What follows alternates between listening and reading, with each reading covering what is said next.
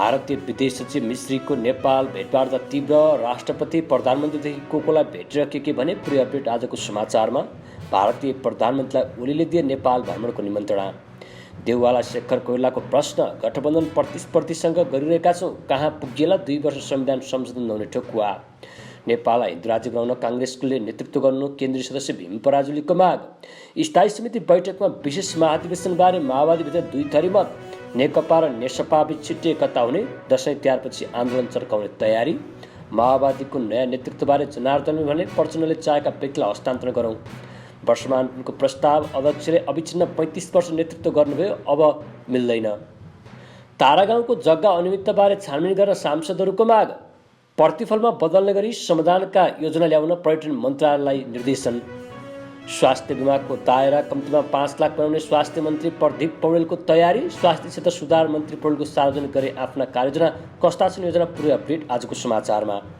भ्रष्टाचार जन्य कसुरको कारबाहीमा 5 वर्ष अज्ञात नराख्न राज्य व्यवस्था समितिमा सांसदहरूको जोड। पानीमा किरा भेटिएपछि काठमाडौँ महानगरकै कार्यक्रम बितोलियो। किम्चीलाई सुनिता रङ्गुलले गराइन् 2 लाख जरिवाना। विश्वभरिका 40 करोड मानिसमा लामो समयको कोभिडबाट पीडित रहेको 1 दिनको खुलासा।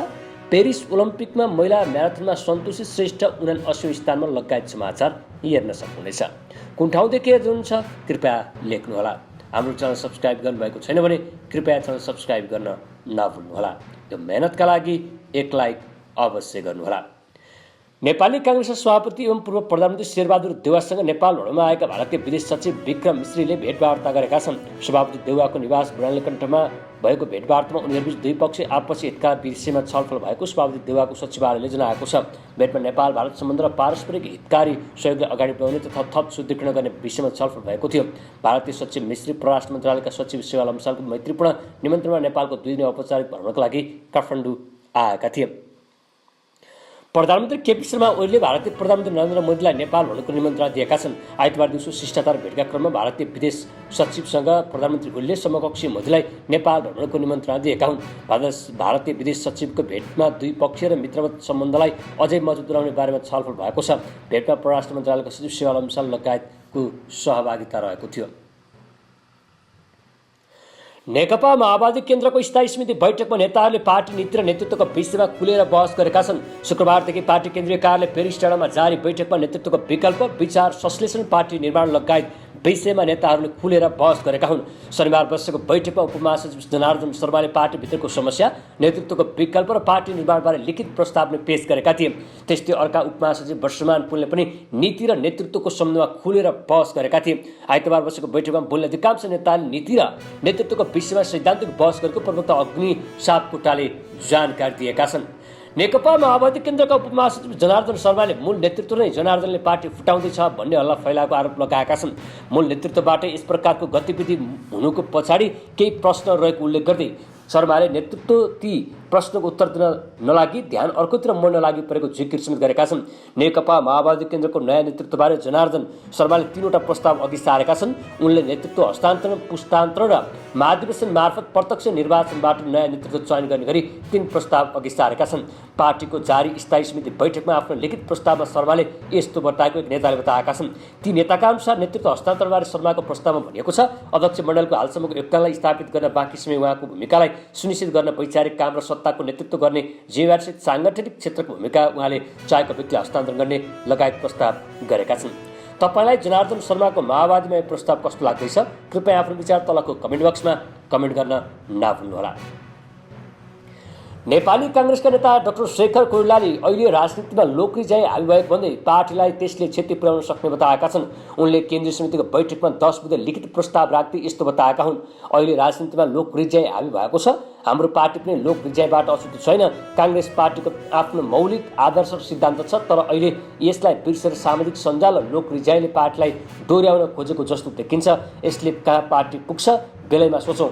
उनले गठबन्धन सरकारको नेतृत्व काङ्ग्रेसको प्रतिस्पर्धा राजनीतिक दलले गरिरहेको हुँदा भावी दिनमा के गर्लान् भनेर अड्कल काट्न नचाहने उल्लेख गर्दै सरकारमा गएका मन्त्रीहरूले विश्वास जित्ने गरी काम नगरी ठूलो गिरावट आउन सक्ने चेतावनी समेत दिए। कोइरालाले तत्काल संविधान संशोधन हुन नसक्ने समेत बताएका छन्। काठमाडौँमा आयोजित पुस्तक विमोचन कार्यक्रममा बोल्दै उनले राजनीतिक स्थायित्वका लागि संविधान संशोधन गरेर निर्वाचन प्रणाली फेर्नुपर्ने भए पनि अहिले नै संशोधन गर्न नसक्ने बताएका छन्। नेता कोइरालाले अहिले नै संविधान संशोधन गर्न नसक्ने स्पष्ट पारे। उनले संविधान संशोधन गर्नका लागि प्रतिनिधि सभा र राष्ट्रिय सभा दुवै सदनको 2/3 बहुमत चाहिने भए पनि सरकारको बहुमत नपुग्ने बताए। उनले दुई सदनमा बहुमत पुर्याउनका लागि 2 वर्ष कुर्नुपर्ने बताएका छन्। नेपाली काङ्ग्रेसका केन्द्रीय सदस्य भीम पराजुलीले नेपाललाई हिन्दू राज्य बनाउन माग गरेका छन्। काङ्ग्रेस केन्द्रीय समिति बैठकमा आइतबार लिखित धारणा राख्दै उनले मुलुकलाई हिन्दू राज्य बनाउन काङ्ग्रेसले नेतृत्व गर्नुपर्ने बताएका हुन्। परम्परागत धर्म संस्कृति संरक्षण र सम्वर्धनमा ठोस कदम नचालेमा देश अगाडि बढ्न नसक्ने भन्दै पराजुलीले भने करिब 94% ओमकार परिवार रहेको देशलाई परापूर्व कालदेखि चलिआएको वैदिक सनातन हिन्दू राष्ट्र घोषणा गर्न जोरदार माग गरेका छन्। स्वास्थ्य तथा जनसङ्ख्या मन्त्री प्रदीप पौडेलले स्वास्थ्य क्षेत्र सुधार भन्दै प्राथमिकता तथा कार्ययोजना सार्वजनिक गरेका छन्। यही साउनदेखि कार्य सुरु भएको 16औं आवर्तिक योजना र दिगो विकास लक्ष्य SDG का लक्ष्य हासिल गर्ने गरी आफूले स्वास्थ्य तथा जनसङ्ख्या क्षेत्रको दीर्घकालीन योजना ल्याएको पौडेलले दावी गरेका छन्। आइतबार सिंहदरबारस्थित स्वास्थ्य मन्त्रालयमा पत्रकार सम्मेलनको आयोजना गरी मन्त्री पौडेलले नयाँ कार्ययोजना घोषणा गरेका हुन्। मन्त्री पौडेलले ल्याएका कार्ययोजनामा अधिकांश पुरानै अधुरा योजना कार्यक्रम र घोषणा समेटिएका छन्।